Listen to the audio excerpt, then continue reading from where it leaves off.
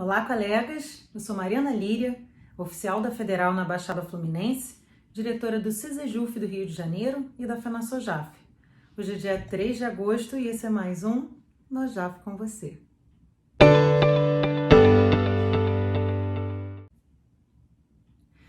Então, colegas, muito se tem perguntado a respeito da retomada das atividades presenciais e a respeito do fim da vigência da Portaria 21, que teve vigência até o fim do mês de julho. Muitos colegas nos procurando com muitas dúvidas e hoje a gente vai falar desses temas: retomada das atividades presenciais e a interpretação, análise da Portaria 23, que acabou de ser publicada hoje mesmo, dia 3 de agosto, agora há pouco, no fim da tarde. Então, inicialmente, pessoal, vamos tratar da retomada e das linhas gerais da orientação de como isso está acontecendo na Justiça Federal do Rio de Janeiro. Tem sido feito um trabalho através do Comitê de Acompanhamento do Trabalho Remoto do Tribunal, e do qual também faz parte o Dr. Zair, nosso diretor do foro, que vem sendo feito esse acompanhamento para que seja feita a retomada de maneira gradual e muito criteriosa, quando alcançadas as condições do ponto de vista da saúde, da biossegurança, para que essas atividades possam se desenvolver com segurança para todos os usuários, seja para os magistrados e servidores, como também para o usuário que vai ao Fórum da Justiça. Então, inicialmente, é importante esclarecer que esse trabalho, a retomada, ela está sendo baseada não num parâmetro de um percentual de servidores que tem que voltar, nem de um percentual de processos que tem que ser movimentados, mas sim com base no estudo de quais atividades realmente estão demandando a retomada presencial. E aí, nesses casos, pessoal, que ficou já definido, pelo menos que o Dr. Zair já nos informa e que está sendo trabalhado por toda a equipe da administração, é a retomada do primeiro atendimento, das audiências, que não tenham podido se desenvolver remotamente, e das perícias. Essas são as principais atividades que vão demandar a retomada das atividades presenciais. No caso do primeiro atendimento, ele não vai ter repercussão para os oficiais de justiça, pelo menos em grande parte, e não num primeiro momento. Porém, no que tange às audiências e perícias, aí sim vamos precisar de uma maior participação dos oficiais de justiça. Então, na semana passada, para que essas atividades possam acontecer, na semana passada, no dia 28, foi realizado no prédio da Venezuela uma grande inspeção que foi acompanhada, Primeiro que foi feita lá pela direção do foro, com toda a equipe da administração, secretaria-geral e diversos setores da administração, parte técnica e da saúde, com o acompanhamento do CISEJUF, da AJUF e da AJUFERGES. Então, todas as nossas entidades estiveram lá, acompanhando essa inspeção. E aí, gente, vocês podem acompanhar essa notícia no site do sindicato, inclusive. Ficou bem esclarecido o que tem que ser feito do ponto de vista da ventilação, da estrutura, dos elevadores. Tudo isso está sendo cuidadosamente pensado pela nossa administração para poder fazer essa retomada. E é importante deixar claro que essa retomada ela vai ser feita em alguns pontos, vai ser feita só na capital, Vamos ter na Venezuela, na Almirante Barroso e na Rio Branco, salas que estão sendo preparadas pela administração em termos de ventilação, estrutura, para poder receber essas atividades presenciais. E aí, só na capital, por enquanto só na capital. E aí, lógico, os oficiais de justiça também serão chamados no que houver repercussão para o cumprimento das ordens judiciais. Então, foi editada hoje, dia 3 de agosto, a portaria número 23 da direção do foro, que está tratando das atividades do cumprimento das ordens judiciais, das atividades dos oficiais de justiça para o mês de agosto. Vocês receberam aí junto com a chamada para esse informe.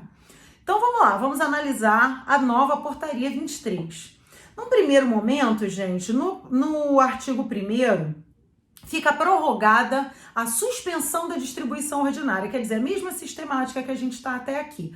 Os ordinários, o geral fica suspenso, e aí, né, o doutor Zahi foi liberando aos poucos tipos de mandados que a gente poderia cumprir, assim como está liberando nessa 23, mas fica a lógica de que o cumprimento vai ser preferencialmente remoto e nos urgentíssimos, no que não for possível, aí sim vamos fazer a diligência presencial, tá? No parágrafo 1º, a direção do foro estabelece que seguem suspensos os prazos administrativos, tanto para o que já foi distribuído para a gente, como o que está sendo distribuído daqui para frente, como é o caso dessa portaria. Então, até segunda ordem, seguem suspensos os prazos de todos os mandados, tá?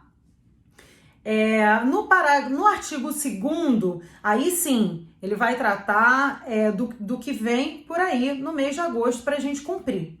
Inicialmente, no caput, fica prorrogada a distribuição das portarias 16, 19, 21, no que couber, vai ser prorrogada a distribuição desses mandados. Vale dizer, o que a gente estava cumprindo de juizado especial federal seguirá sendo distribuído, mandado de segurança e aqueles mandados cíveis, né, da portaria 21, que eram aqueles residuais, tirando a execução, possessórias e monitórias, ou seja, ação de improbidade, ação popular, todas essas aí que a gente ia distribuindo, né, no mês de julho, seguem sendo distribuídas para o mês de agosto. E aí sim, no parágrafo 1º do artigo 2º, vem a novidade, que vão ser os mandados criminais de comunicação processual e os mandados com data, que é justamente para atender a retomada das perícias e das audiências.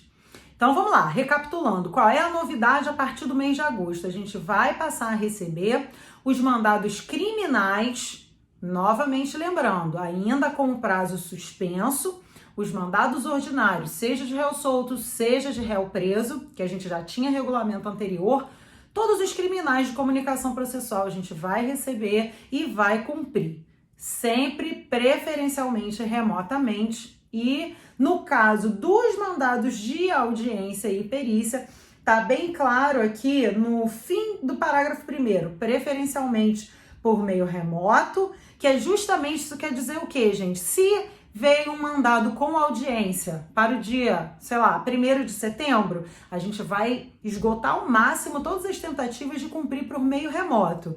E apenas se não for possível, nesses mandados com data, ele pode vir a gerar uma diligência física para gente. Mas vindo com antecedência e com a expertise que a gente já desenvolveu ao longo dos últimos meses, eu acredito que a gente vai ter um excelente aproveitamento nesses mandados sendo cumpridos pelo meio remoto. Então, seguindo, gente, no parágrafo 2º, a portaria 23 prevê que nesses mandados a gente vai contar no corpo do mandado, assim como já era a previsão da portaria 16, que no mandado deve constar a autorização para cumprimento de mandado remoto, os telefones e, se possível, o e-mail dos destinatários e também os telefones de contato da vara que expediu a ordem, quer dizer, é o zap, é o e-mail que a gente possa passar para a parte que queira entrar em contato com a vara, né? E, finalmente, no parágrafo 3º do artigo 2º, é a previsão dos colegas que estão inseridos no grupo de risco. Como é que vai funcionar nesse caso? A gente vai distribuir os mandados igualmente para todo mundo e todo mundo vai se esforçar para fazer o cumprimento remoto. No caso de não ter sido possível, né, de nenhum meio o cumprimento remoto, aí sim nós vamos distribuir, né, para se sobrevier à necessidade de uma diligência física, né, de uma diligência presencial, aí sim esse mandado deve ser distribuído para outro colega, sendo que com 5 dias úteis de antecedência, no caso de haver ato processual a ser designado. E aí nós estamos falando, né, conforme está no artigo 2º, parágrafo 1º, atos presenciais que tenham sido autorizados pela presidência. Vale dizer, as audiências e as perícias presenciais que vão acontecer daqui para frente, nesses casos específicos, aí sim, não tendo sido possível o cumprimento remoto, a gente vai redistribuir, eu, colega que sou do grupo de risco, vou redistribuir para um colega que não seja do grupo de risco e que possa cumpri-lo. Mas de maneira geral, pessoal, eu hoje estava olhando aqui a estatística da Baixada, por exemplo, que é a minha central, e a gente está com um índice de aproveitamento muito alto. A gente conseguiu cumprir muita coisa remotamente e conseguimos um nível de positivos que, assim, é coisa de 80%.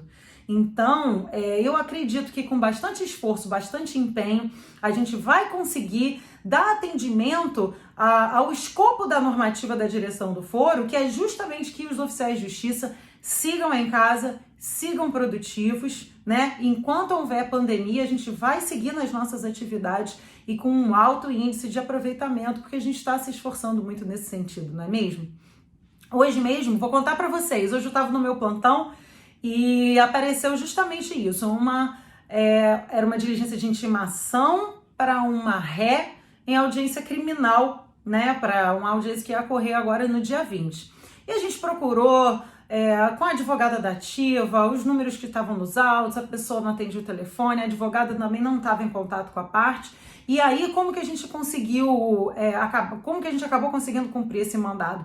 Entramos em rede social, fui em Facebook, Instagram, no final uma parente da ré que respondeu mais rapidamente a mensagem no Facebook, porque a ré era uma senhora e ela não olhava mesmo a rede social, mas a nora dela me atendeu, viu do que se tratava, viu que era uma coisa importante, passou o contato da sogra dela, que é a nossa intimanda, e aí a gente conseguiu efetivar a diligência. Inclusive, aproveitei para, já uma vez em contato com a parte, que ela era uma senhora, ensinei ela a mexer no Cisco Webex, a baixar e a se preparar mesmo para aquela audiência. E ela acabou achando ótimo, porque disse que não ia gastar o dinheiro da passagem, que ela teria que se deslocar para ir participar daquela audiência. Quer dizer, devagarzinho, gente, com a expertise que a gente está somando ao longo desse período, eu acredito que a gente vai conseguir um muito bom aproveitamento desses mandados, tá?